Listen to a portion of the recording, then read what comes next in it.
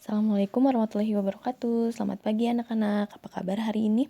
Mudah-mudahan selalu dalam keadaan sehat dan selalu dalam lindungan Allah. Hari ini kita lanjutkan pembelajaran tematik, tema 7, subtema 2, pembelajaran keempat.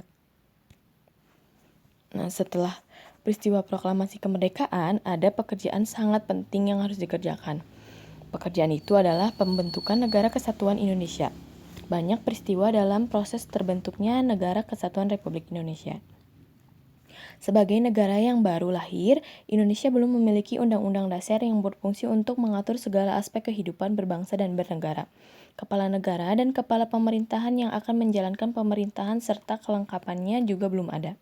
Para pimpinan bangsa segera memanfaatkan dengan sebaik-baiknya lembaga yang ada pada waktu itu, yaitu PPKI, yang dibentuk Jepang sejak tanggal 7 Agustus 1945, diketuai oleh I.R. Soekarno dan wakil ketuanya Dr. Andes Muhammad Hatta.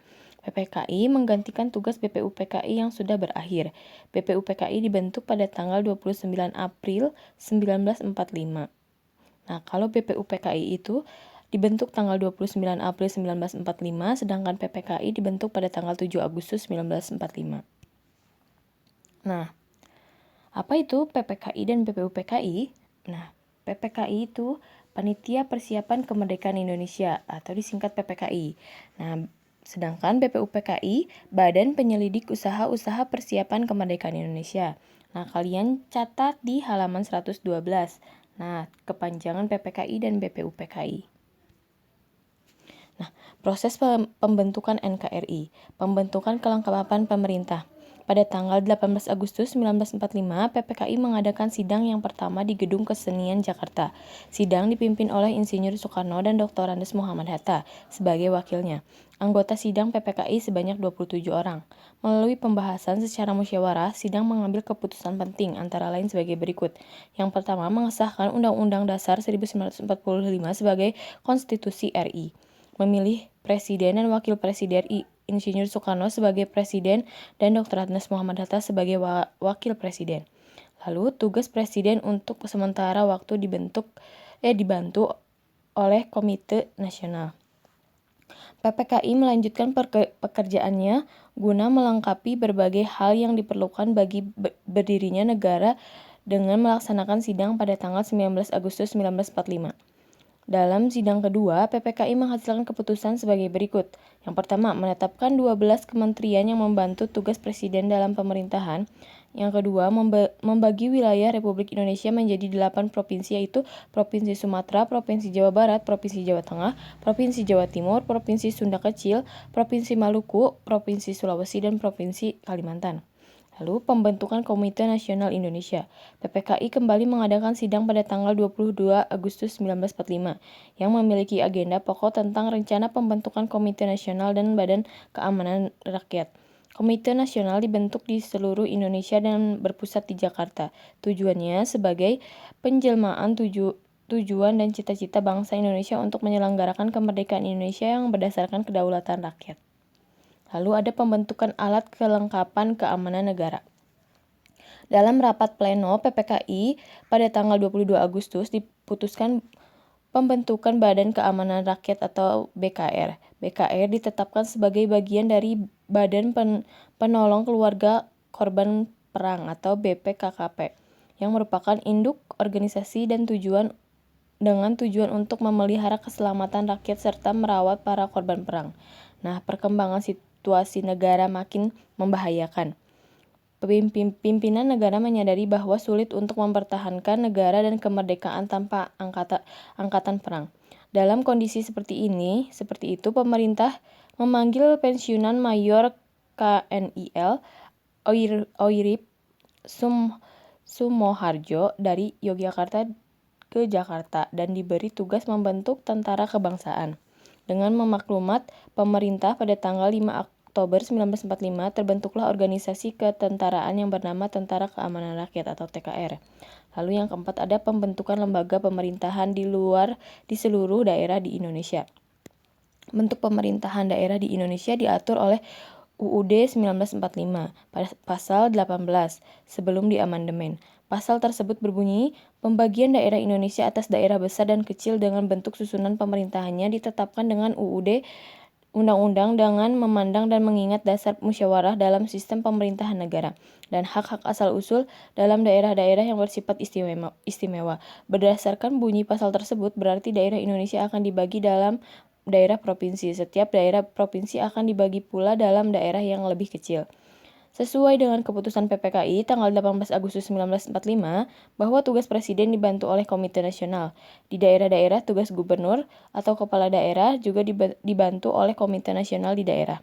Pembentukan Komite Nasional Indonesia Daerah yang ada di tiap-tiap provinsi merupakan lembaga yang akan berfungsi sebagai Dewan Perwakilan Rakyat Daerah atau DPRD. Sebelum diadakan pemilihan umum, dengan terbentuknya pemerintahan di daerah yang dibantu oleh Komite Nasional di daerah, diharapkan roda pemerintahan dapat berjalan baik di tingkat pusat maupun di daerah. Nah, kalian baca ulang lalu dengarkan teks yang tadi telah Ibu bacakan. Lalu kalian kerjakan halaman 115. Di situ ada 5 pertanyaan yang harus kalian jawab. Nah, peristiwa sebelum, saat, dan sesudah proklamasi juga melahirkan tokoh-tokoh yang sangat berjasa bagi bangsa dan negara. Dengan rela berkorban dan pantang menyerah serta gagah berani, mereka berdiri di barisan terdepan untuk memperjuangkan kepentingan bangsa dan negara. Selain tokoh Witunggal, yakni I.R. Soekarno dan Dr. Andes Muhammad Hatta, juga kita kenal Ahmad Subarjo. Dia juga sangat berjasa dalam perumusan dan penyusunan naskah proklamasi. Nah, sini ada Ahmad Subarjo. Ahmad Subarjo lahir di Karawang, Jawa Barat pada tanggal 23 Maret 1897. Beliau dikenal sebagai sosok yang rendah hati dan bersahaja. Peran yang menonjol adalah ketika beliau ikut menjadi panitia 9 yang merumuskan Piagam Jakarta yang menjadi cikal bakal pembukaan Undang-Undang Dasar 1945. Beliau juga menjadi penengah antara golongan muda dan golongan tua ketika terjadi perbedaan pendapat. Perbedaan itu muncul ketika akan menentukan waktu pembacaan proklamasi.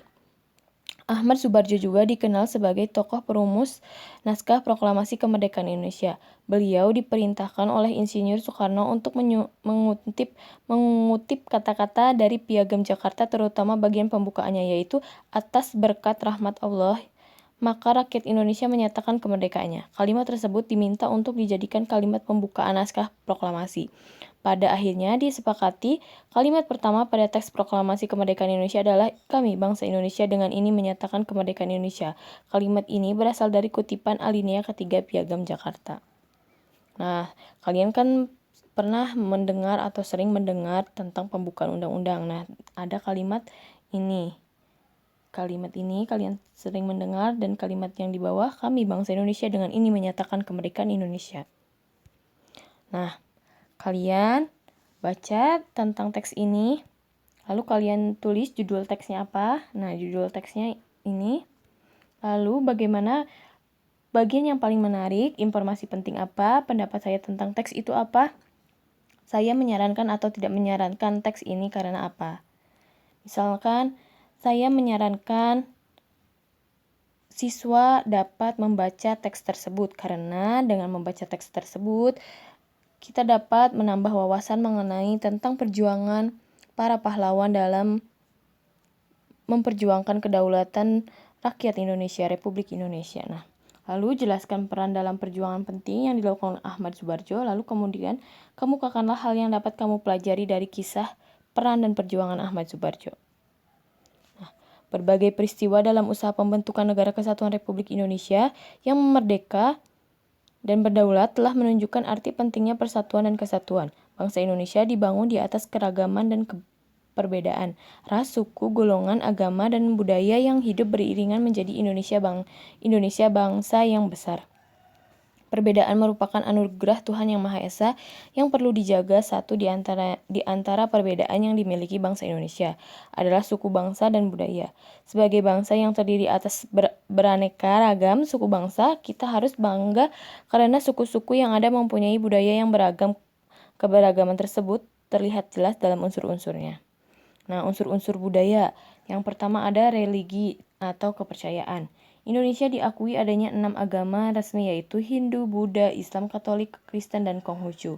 Semuanya dapat mengembangkan sikap toleransi dan kerukunan. Lalu ada mata pencaharian. Keragaman alam di Indonesia menyebabkan mata pencaharian masyarakat juga beragam. Sebagian penduduk Indonesia menjadi petani karena memang tanahnya subur. Sementara itu, orang-orang yang tinggal di tepi sungai atau pantai mengandalkan perikanan sebagai mata pencahariannya. Lalu ada pula yang menjadi pedagang, peternak, pekerja jasa, atau mata pencaharian lainnya. Yang ketiga ada teknologi dan peralatan. Teknologi berkaitan dengan kepandaian dan keterampilan orang dalam membuat atau melakukan sesuatu untuk memenuhi kebutuhan hidup. Teknologi bermula dari bentuk yang sangat sederhana, lalu berkembang terus sesuai dengan perkembangan dan kemajuan zaman. Selain itu, kebutuhan manusia mulai beragam. Teknologi yang sudah ada sejak zaman dulu hingga sekarang seperti teknologi dan peralatan senjata, wadah, alat angkut, tempat berlindung atau rumah, alat pembuat makanan dan minuman, serta pakaian dan perhiasan. Lalu ada yang keempat, kesenian. Hampir semua suku bangsa di Indonesia memiliki kesenian yang menjadi ciri khas. Kesenian dapat dikelompokkan menjadi dua macam, yaitu kesenian yang dapat dinikmati oleh mata, misalnya seni patung, seni ukir, seni lukis, seni rias, seni tari, seni pandalang atau wayang, dan seni olahraga. Lalu ada yang kesenian yang dapat dinikmati oleh telinga, misalnya seni musik, seni sastra. Setiap suku di Indonesia juga memiliki lagu daerah, alat musik, dan berbagai kesenian sendiri-sendiri.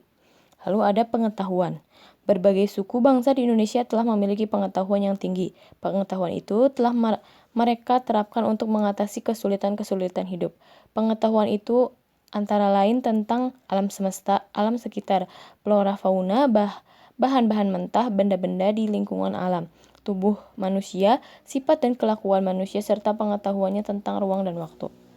Misalnya, pengetahuan tentang berbagai jenis tanaman dan ramuan obat tradisional, pengetahuan menentukan arah orang Dayak sehingga tidak tersesat di hutan belantara, dan pengetahuan tentang arah para pelaut tradisional kita ketika mengarungi samudra dengan kapal penisinya.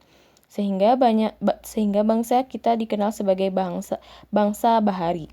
Sistem kemasyarakatan. Sistem kemasyarakatan adalah pola hidup yang menjadi kebiasaan dan dianut serta telah menjadi kebiasaan suatu masyarakat. Ada sistem perwakilan, sistem kekerabatan, dan sistem berperilaku dalam masyarakat. Contoh sistem marga pada suku Batak dan sistem trah pada suku Jawa. Kedua contoh ini merupakan sistem kekerabatan suku-suku tersebut. Lalu ada bahasa.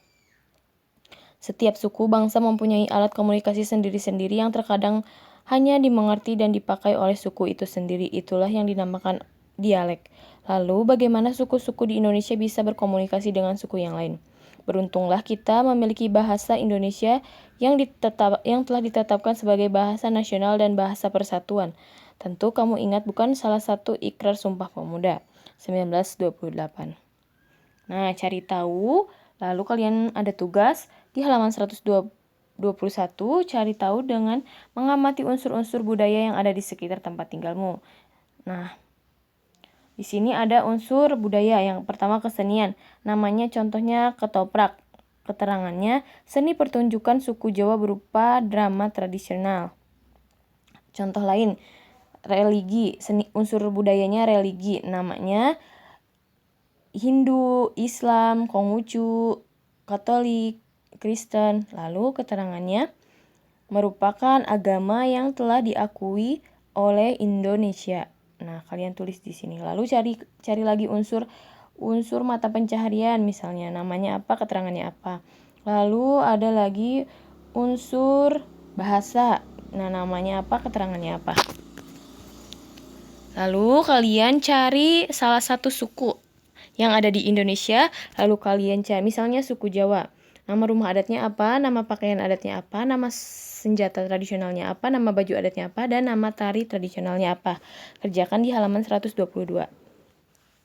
Nah, lalu salah satu unsur budaya adalah kesenian. Tari adalah salah satu dari berbagai bentuk kesenian. Tari merupakan hasil karya dengan gerak tubuh sebagai media utama. Nah, amatilah tari-tari berikut. Nih, di sini ada tari kipas dari Sulawesi Selatan. Ini maksudnya ada tari topeng, yang ini tari topeng ya. Ibu salah ketik. Dari Jawa Tengah, ada tari dari Jawa, ada tari dari Kalimantan, dan ada tari remo dari Jawa Timur. Nah, telah diuraikan pada pembelajaran 2 bahwa bentuk karya tari ada 3, yaitu bentuk karya tari tunggal, berpasangan, dan berkelompok.